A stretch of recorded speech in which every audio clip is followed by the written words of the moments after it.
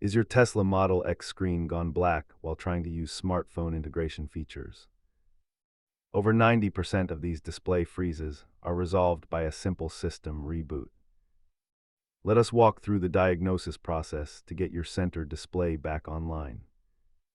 Start by performing a hard reset using the steering wheel controls while the vehicle is safely parked.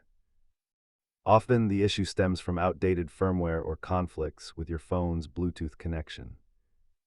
If the reset fails, check your 12-volt battery health and inspect the main display wiring harness. Try these software steps first, but know when the issue requires professional hardware intervention. Most software resets are free, whereas hardware repairs for the media control unit can be costly. Use the built-in service mode to pull diagnostic logs before you head to the service center. Keep a basic OBD-I scanner and a multimeter on hand for deeper electrical troubleshooting.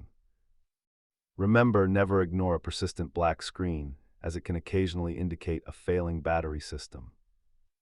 If your screen remains black, schedule a service visit today to ensure your vehicle stays safe and functional.